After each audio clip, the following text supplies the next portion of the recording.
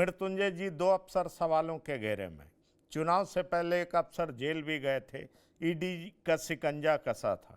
इन दो अफसरों को सवालों के घेरे में लेने के पीछे का मंशा आप क्या देख रहे हैं? और दूसरी बड़ी बात यह है कि ऋषु श्री बार बार चर्चित नाम, लेकिन इनका कुछ बिगड़ नहीं पा रहा है। आखिरकार ये हैं कौन? मुझे जो लगता है जब से नई सरकार बनी है और एक प्रकार से जो नैरेटिव बना था एग्जिस्टिंग सरकार के खिलाफ के 20 वर्षों के शासन के खिलाफ कि ठीक है बिजली सड़क पानी ये सब तो हो गया है, लेकिन बहुत सारे ऐसे मुद्दे हैं जो अनसॉल्व्ड हैं, जिसमें जॉब्स की बात की गई, पलायन की बात की गई और ब्यूरोक्रेसी के करप्शन की भी कई बार की गई। आपको ध्यान होगा तरह तरह के टैक्सों का नाम लिया गया, कभी डीके टैक्स बोला गया, कभी अलग टैक्सेस बोले गए। जमीनी लेवल पे भी जो सीओ ऑफिस है, बीडीओ ऑफिस है, उसमें करप्शन की बातें काफी निकल के आई कैंपेन में। तो मुझे लगता है ये सरकार इस चीज को टैकल करना चाहती है कि जो भी वैसे मुद्दे जो निकल के आ रहे थे इलेक्शन कैंपेन के दौरान, जो शायद नेगेटिव हो सकते थे लेकिन फाइनली हुए नहीं, उनको किसी तरह से टैकल किया जाए। दूसरा मुझे लगता है कि as a party BJP also, चूंकि अब गृह मंत्रालय सम्राट चौधरी के पास है, तो और जनरली आप देखेंगे कि जो बीजेपी की सरकारें होती हैं उसके कुछ सेंट्रल थीम्स होते हैं गवर्नेंस के एक प्रकार से। उसमें वो इंफ्रास्ट्रक्चर की आप देखेंगे काफी बात करती है, चाहे यूपी देख ले, महाराष्ट्र देख ले, उसमें आप वो देखेंगे लॉ एंड ऑर्डर की काफी बात करती है, उसमें करप्शन के खिलाफ रहने की काफी बात करती है। तो मेरे ख्याल से एक वो सिग्नेचर अपना छोड़ना उस गवर्नेंस पे सम्राट चौधरी और उनके मंत्रालय के द्वारा, वो भी बीजेपी कोशिश करेगी। और उसी का मुझे लगता है इनफैक्ट जो पहला कैबिनेट हुआ उसमें जो डिसीजंस हुए, आप देखिए वो एकदम अलग थे पहले जो कैबिनेट के डिसीजंस होते थे उसमें। इसमें बात की गई वो 25 चीनी मिल को फिर से स्टार्ट करने की, 11 नए टाउनशिप्स की, डिफेंस कॉरिडोर की, टेक्नोलॉजी पार्क की, और उसका सीधा सीधा आप श्रेय दे सकते हैं जो इलेक्शन कैंपेन के दौरान नेगेटिविटी होती थी उसको। अब ये जो मेरे ख्याल से करप्शन को भी टैकल करने की जो बात की जा रही है, अभी दो आईएएस ऑफिसर्स को सेलेक्टिवली जिसके खिलाफ अभी कार्रवाई की जा रही है, मुझे लगता है वही ब्रॉडर जो एम है कि करप्शन के खिलाफ जितनी आवाज उठ रही थी उसका एक तरह से जवाब देने की, कि हमारा नो टॉलरेंस की नीति है करप्शन के खिलाफ। और उसके एग्जाम्पल सेट करने के तौर पर मुझे लगता है, क्योंकि पहले से भी एक कार्रवाई चल रही थी, उसी को एक्सटेंड करते हुए, उसी को मेरे को लगता है थोड़ा सा फास्ट ट्रैक करते हुए, वो चाहेंगे कि इसको कंक्लूसिव एंड तक ले जाया जा सके, ताकि जो ब्यूरोक्रेटिक करप्शन की बार बार बात उठती थी वो एक तरह से वो स्टिग्मा ब्रेक हो लगे कि नहीं नहीं, सरकार अलग है, ब्यूरोक्रेसी अलग है, और जब कभी ब्यूरोक्रेसी कुछ करप्शन करेगी तो सरकार उसके खिलाफ वैसे ही कार्रवाई करेगी जैसे लेट से लॉ एंड ऑर्डर इश्यूज में करती है। तो ये मुझे लगता है उस सिग्नलिंग का ही परिणाम है।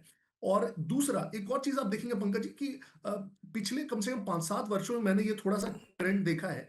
पहले जो आईएएस ऑफिसर्स थे वो एक प्रकार से इम्यून माने जाते थे कि किसी प्रकार से वो कोई जेल तो नहीं जाने वाला, मतलब वो एक तरह से इम्यूनिटी होती थी। लेकिन आप देखेंगे पिछले 5-7 वर्षों में हमारे, आप झारखंड में देख लीजिए, दो दो सीनियर आईएएस ऑफिसर इनफैक्ट 2-2 वर्ष जेल में अभी अभी निकले हैं। आप छत्तीसगढ़ में देख लीजिए इनफैक्ट। तो अब वो जो आईएएस ऑफिसर्स के खिलाफ भी प्यूनिटिव एक्शन, ना सिर्फ सस्पेंड होना या उसको पद से हटाना, बल्कि एक्चुअली कार्रवाई करना, जेल भेजना और उसको फिर कन्विक्ट करना, उसी को एक्सटेंड करते हुए बिहार में मुझे लगता है वो एग्जाम्पल सेट करने की कोशिश की जा रही है। और फिर से वो इसका पूरा थीम में इलेक्शन कैंपेन के दौरान जो जो भी इश्यूज उठे थे उसको देखता हूं, और आगे इसकी और संभावना में बढ़ते हुए देखता हूं किस प्रकार के एक्शंस लिए जाएंगे। चलिए, किस तरह के एक्शंस लिए जाएंगे ये आप देख पा रहे हैं, लेकिन और भी बहुत तरह की खबरें छप रही। आपको बता दें कि कुछ वेबसाइट ने यहाँ तक छापा है कि 2024 में एक रिक्रूटमेंट करने वाली एजेंसी ने कई सारे अफसरों को जो है पैसे दिए, गोल्ड कॉइन्स दिए, बहुत कुछ दिए। सवाल यह है कि उस डिपार्टमेंट के, IT department, income tax department के मुखिया ने इस बाबत उस समय के चीफ सेक्रेटरी को चिट्ठी भी लिखी जून 2024 में, लेकिन कोई एक्शन नहीं हुआ। ये विधानसभा चुनाव से पहले की कहानी है, और अब विधानसभा चुनाव के बाद बहुत सारी कहानी सामने आ रही है। निगरानी विभाग एक्टिव है, ईडी इंफॉर्मेशन पास कर रहा है, चीफ सेक्रेटरी से कार्रवाई करने की बात हो रही है। तो मैं यही बात जानना चाह रहा हूँ मृत्युंजय शर्मा।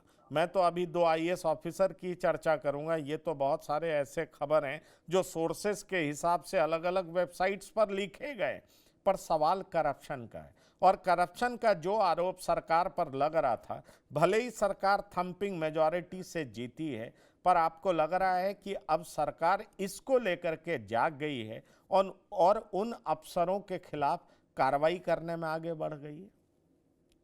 पंकज जी, बिल्कुल आप जो बोल रहे हैं मैं उससे वाकिफ रखता हूं। और देख लीजिए, जो इलेक्शन के पहले जो ब्यूरोक्रेसी में करप्शन का मुद्दा उठा था, उसका रीजन भी यही है कि ऐसे बहुत सारे इंस्टेंसेस आए थे पब्लिक में, और जिसमें बहुत सूटेबल एक्शन नहीं लिया गया या कंक्लूसिव एक्शन नहीं लिया गया। और इसलिए वो नैरेटिव बन के आया, इसलिए लोगों ने उसको एक तरह से टेकअप किया कि हाँ, ये सही बात है। तो मुझे लगता है कि, और दूसरा, जिस प्रकार का मैंडेट मिला है पंकज जी, कई बार होता है कि सरकार का बहुमत में आना और ऐसी थंपिंग मेजॉरिटी से बहुमत में आना, तो मुझे लगता है सरकारें भी और रिस्पॉन्सिबल फील करती है कि जिस प्रकार की थंपिंग मेजॉरिटी, अगर हम अभी बहुत स्ट्रिक्ट एक्शंस नहीं लेंगे जो भी जनरल ग्रीवांसेस रहे, तो फिर जनता हमें कभी माफ नहीं करेगी, जनता हमें जो खरा उतरना चाहिए वो हम नहीं उतर पाएंगे। तो मुझे लगता है कि वो एक शिफ्ट इस कारण से भी आया है कि इतनी थंपिंग मेजॉरिटी मिली है, और इसलिए जो जो प्रॉब्लम्स पिछली सरकार में शायद दिखी है, उसको ये सरकार सॉल्व करने की कोशिश करेगी। और उसमें ब्यूरोक्रेटिक करप्शन एक बहुत मेजर मुद्दा रहा है।